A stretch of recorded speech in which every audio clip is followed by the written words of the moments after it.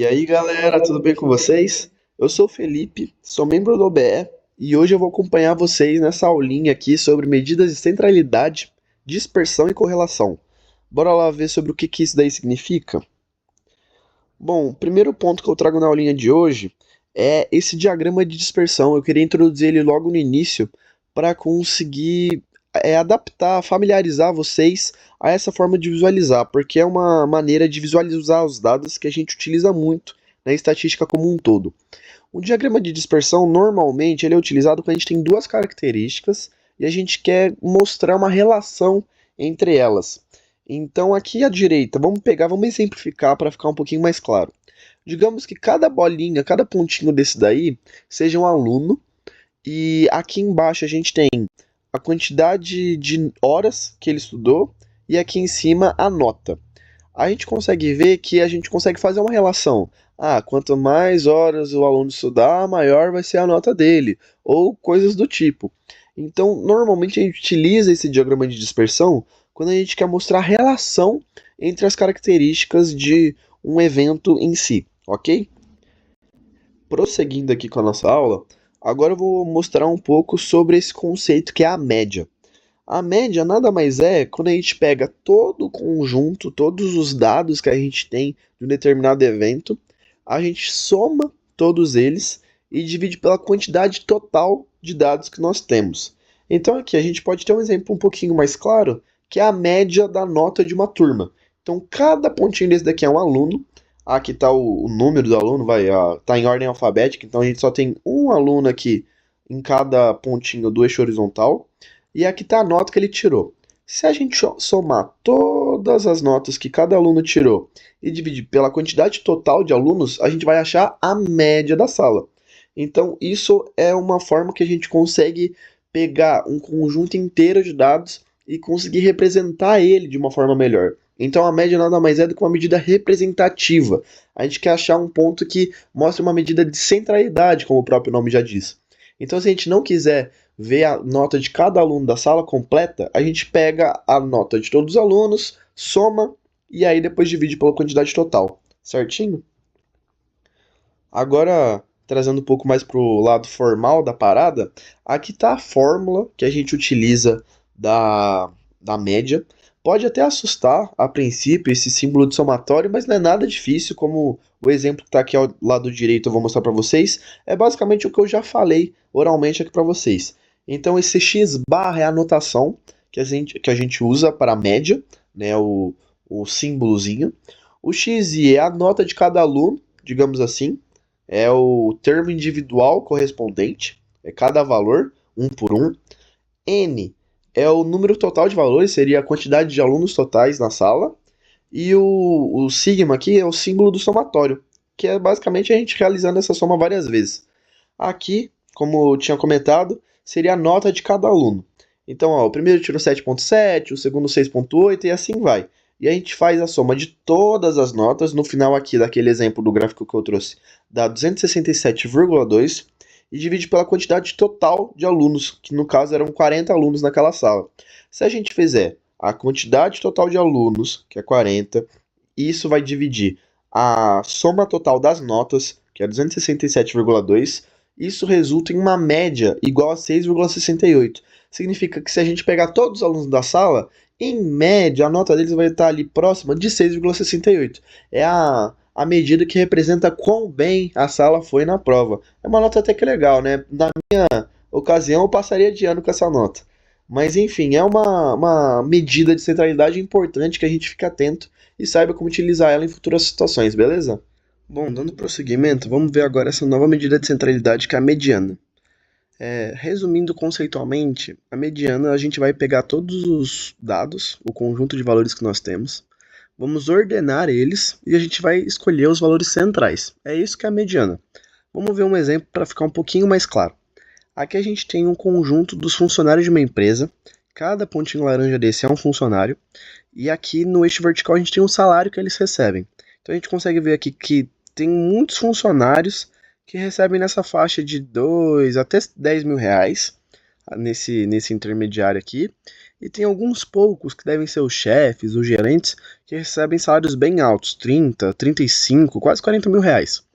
Se a gente fosse fazer a média aqui nessa ocasião, a gente chegaria nesse valor aqui de 7.712. E nesse caso, a média não seria o valor mais representativo, justamente porque esses salários mais altos acabam puxando a média para cima. E isso não é a realidade, né? Não condiz tanto. Então, nesse caso, a mediana vai ser o valor mais assertivo, mais eficiente nesse estilo de contexto.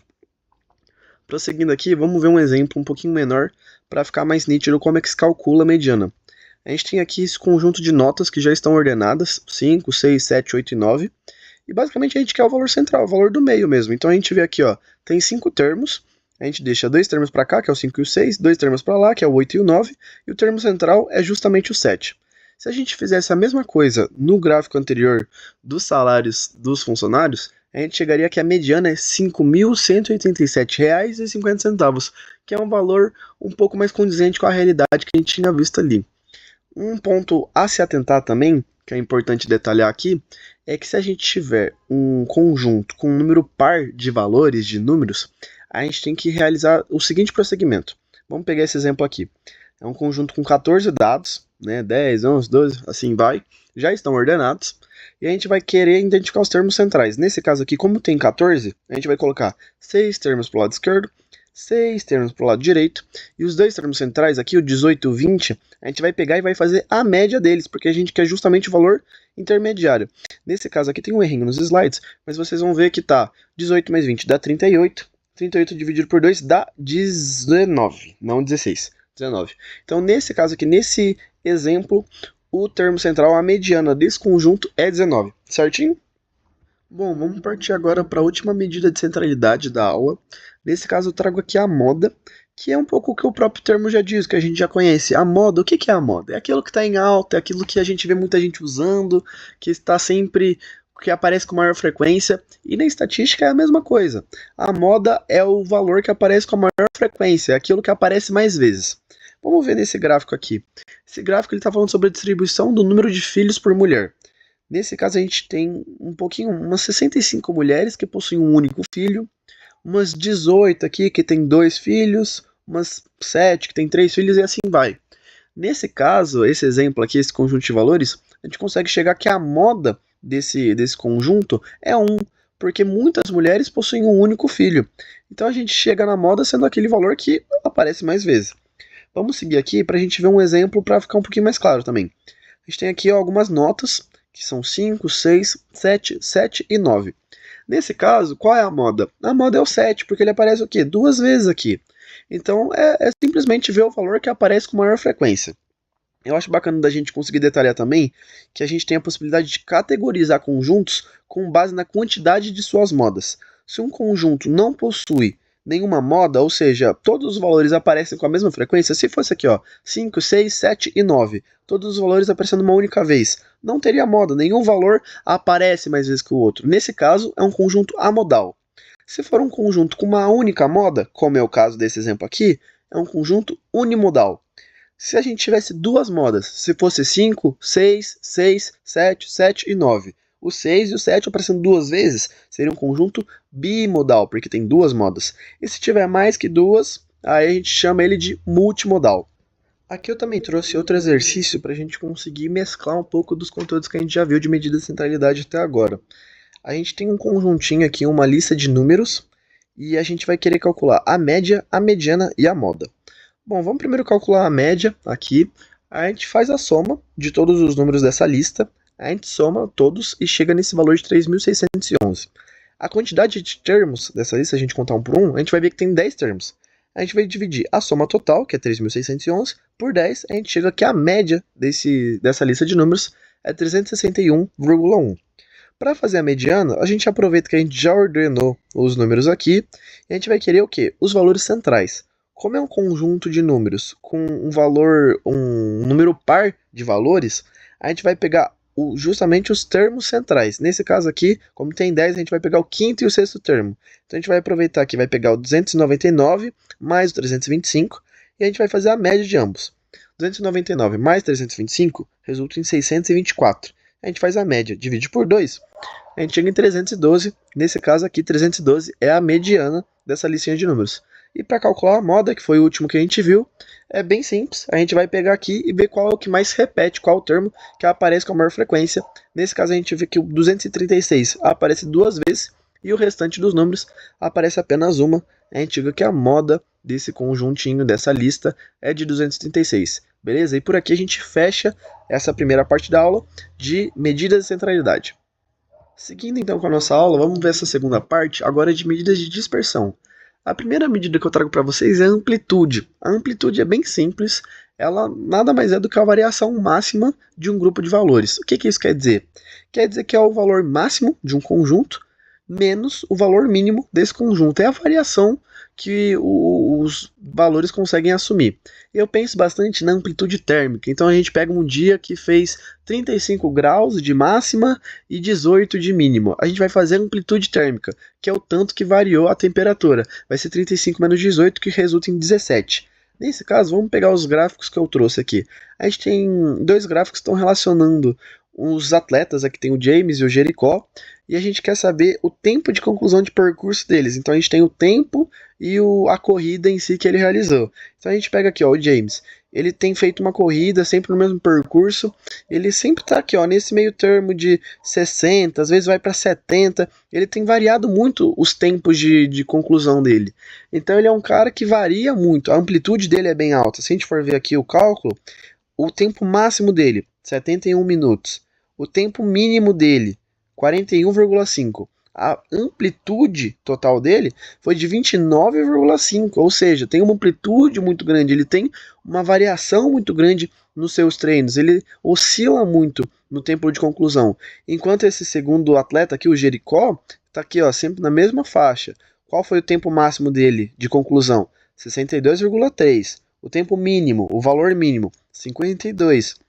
Se a gente fizer a amplitude, a gente chega que a amplitude do Jericó é de 10,3. Isso quer dizer que esse atleta é muito mais constante do que esse segundo, que oscila mais, sabe? Se a gente colocar aqui, ó, qual atleta tem maior chance de terminar a corrida em menos de uma hora? A gente pode afirmar que seria o Jericó, porque, ó, muitas vezes ele fez abaixo de uma hora e ele é mais constante. Ele sempre segue esse mesmo padrão. Enquanto isso aqui, ó, muitas vezes fez acima de uma hora e oscila demais, né? Então isso é algumas visualizações, algumas inferências que a gente consegue ter com a amplitude, essa medida de dispersão. Vamos prosseguir agora com a nossa aula e vamos aprender essas duas novas medidas muito importantes para a estatística, essas medidas de dispersão chamadas variância e desvio padrão. Ambas estão intrinsecamente ligadas, mas vamos ver um pouquinho mais para frente sobre o que elas tratam. Aqui a gente continua com os mesmos exemplos dos atletas, né, e os tempos de conclusão de cada um deles. E a gente tem que ambos possuem a mesma média. Ambos acabam o percurso em média em 57 minutos. Só que, como a gente já tinha comentado antes, o atleta em azul, esse segundo atleta aqui, ele é muito mais constante, né? Ele sempre segue esse mesmo padrão, sempre nessa mesma faixa, enquanto o primeiro atleta em vermelho aqui, ele oscila muito, ele varia muito em relação à média. Então ele está sempre meio distante, enquanto esse segundo está sempre próximo. E aí a pergunta que eu faço para vocês, a gente consegue de alguma forma calcular esse desvio, essa diferença em relação à média? Isso em cada ponto, né, sempre. Dos dois atletas, a gente consegue. E isso é justamente a variância, é essa medida de dispersão. Vamos seguir aqui para dar uma olhadinha. A variância, já vou partir aqui para a fórmula, nada mais é do que a soma da diferença entre cada valor e a média elevado ao quadrado, dividido pelo número total de termos. Resumindo, o conceito dela é a média dos quadrados das diferenças em relação à média. Então a gente pega cada termo, faz esse termo menos a média, eleva esse termo ao quadrado, guarda essa informação, faz a somatória de tudo isso para cada termo, né? Esse sigma significa o somatório. A gente só vai somar esses valores várias vezes. E depois divide por n, que é fazer a média dessas diferenças. Então a gente pegar aqui, a gente pega esse primeiro atleta aqui, em azul. A gente vai fazer esse termo menos a média, depois esse menos a média. Faz cada diferença sempre elevando ao quadrado depois. Depois a gente soma tudo isso. A gente vai chegar em um valor. Divide pela quantidade total de termos. Isso vai resultar na variância. Vamos pegar um exemplo mais simples para ficar claro para vocês. Nesse exemplo aqui de baixo desse conjuntinho. gente tem 5, 6, 7, 8 e 9, um conjunto pequeno. A média desse conjunto é 7, a gente já sabe calcular a média. A variância nada mais vai ser do que pegar cada termo, então a gente pega o 5 menos, qual é a média? 7. Então 5 menos 7. Faz essa diferença e eleva ao quadrado. Depois, 6 menos 7 ao quadrado. E sempre vai somando essas diferenças. Depois que a gente faz todos esses procedimentos, a gente chega aqui, ó, 4 mais 1, 4 é a diferença, ó, 5 menos 7 é 2, menos 2 quer dizer, né? Menos 2 ao quadrado é 4. Aí vai ficar 4 mais 1 mais 0, porque aqui o termo 0 ele anula, mais 1 mais 4. Isso resulta em 10. 10 dividido por 5, que a quantidade total de termos é 2. Isso quer dizer que a variância desse conjunto é 2. É basicamente isso a variância. É um pouquinho trabalhoso, eu confesso, mas com o tempo vocês pegam, vão aprimorando. E só um detalhe que eu acho bacana de comentar é que o desvio padrão é justamente a raiz quadrada da variância. Então, depois que a gente calcula a variância, basta fazer a raiz quadrada disso. Então, o desvio padrão desse conjunto aqui seria justamente a raiz de 2, porque a variância é 2. Então, por isso que eu tinha comentado anteriormente que a variância e o desvio padrão estão intrinsecamente calculados. Para a gente calcular o desvio padrão, primeiro a gente calcula a variância. E só um ponto que eu acho bacana de comentar é que a gente tem que elevar ao quadrado aqui na variância, nessa formulazinha, porque se a gente só fizesse a diferença de cada termo menos a média, os valores positivos se anulariam com os negativos. Por isso que a gente trata eles ao quadrado, para conseguir que eles não se cancelem, e a gente consegue tratar dessa medida, e justamente para dar um peso maior, quando a gente leva ao quadrado, a gente evidencia, deixa mais explícito que esses valores muito distantes da média fazem ter uma variância maior. Então isso é bem importante e é uma medida muito utilizada em estatística, é importante que vocês aprendam ela muito bem, certinho? Agora, para a gente trabalhar o que a gente já viu em aula, né, vamos praticar para fixar o conteúdo de fato, trouxe aqui um exercício do Enem, do PPL, e eu vou pedir para que vocês pausem para que consigam ler o enunciado certinho, mas eu já vou começar a pensar com vocês a resolução no próximo slide, certo? Bom, vamos já dar uma olhada. Voltando aqui no enunciado, só para a gente ver, é um exercício que fala que é uma competição de corrida de regularidade.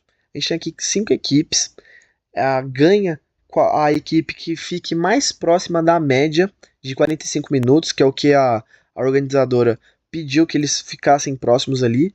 Então, justamente, quanto maior o desvio padrão, mais longe da média eles estão. E quanto menor o desvio padrão, mais próximos da média eles estão, ou seja, mais constantes. Esse desvio padrão indica para nós justamente se eles estão próximos ou se eles estão oscilando, se eles estão constantes ao decorrer da competição, se eles estão sempre próximos ali da média de 45 minutos que os organizadores pediram, ou se eles variam muito. Por exemplo, essa equipe 1, a moda foi 40 minutos. Isso significa que eles estão 5 minutos abaixo do que a organização pediu. Então eles não estão muito próximos da média. Enquanto aqui, ó, por exemplo, a equipe 4, a moda foi 44 minutos. Eles estão mais próximos, mas aqui, ó, desvio padrão foi de 3. Enquanto a equipe 3 teve um desvio padrão de 1. Vamos partir para os próximos slides para ver qual é a resposta correta. Se a gente analisar justamente esse ponto do desvio padrão, a gente encontra que a equipe 3 foi a campeã, porque justamente ela teve o menor desvio padrão entre todas as equipes.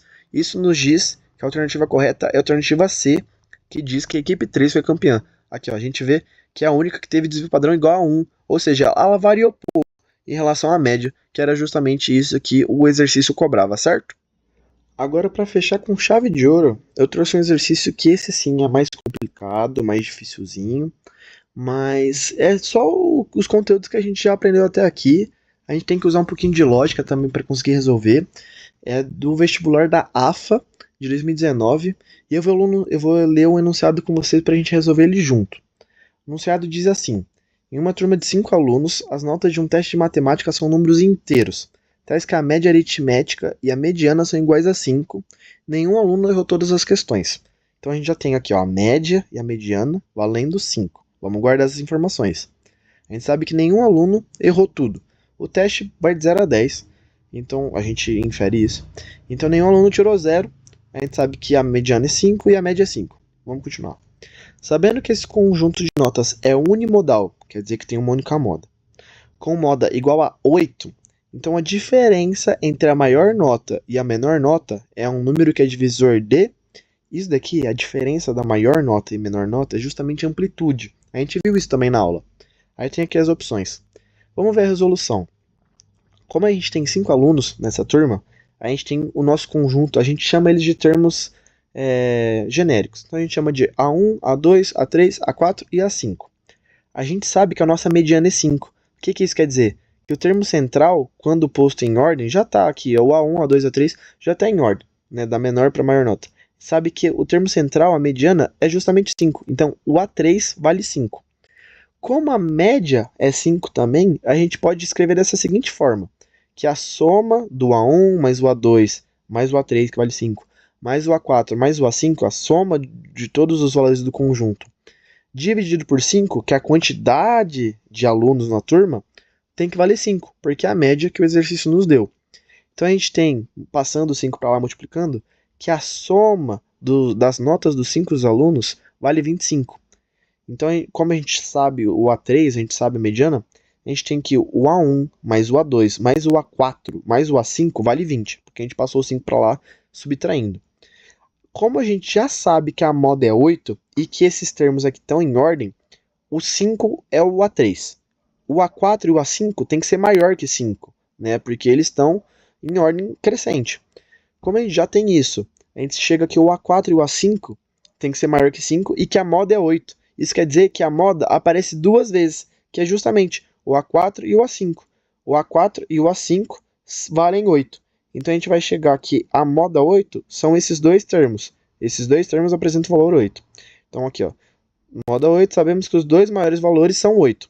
Então a gente chega que os dois que restaram, o A1 e o A2, é igual a A1 mais A2 mais 16, que é 8 mais 8, é igual a 20. Então a gente chega que o A1 e o A2, juntos, eles valem 4. Só passando do 16 para lá, né? Como a gente tem que esse conjunto tem uma única moda, a gente não pode ser que o aluno 1 e o aluno 2 tiraram 2 e 2, porque eles teriam o mesmo valor, então seria um conjunto bimodal. Como é um conjunto unimodal, os únicos valores que satisfazem essa equaçãozinha aqui vai ser 1 e 3. Então, o aluno 1 tirou 1, porque ele não pode ter tirado 0, porque o exercício, o enunciado indica, e o aluno 2 tirou 3. Portanto, a gente chega aqui a diferença entre a menor nota, que é o aluno 1, e a maior nota, que é o aluno 5, vai ser 8 menos 1. A amplitude disso é 7. A gente chega aqui a diferença da maior nota com a menor nota é 7. E esse número 7 é divisor de qual dessas opções aqui? Do 14, né? A gente chega que 14 é um múltiplo de 7, então 7 é divisor de 14. E a gente chega que a alternativa correta é a letra A.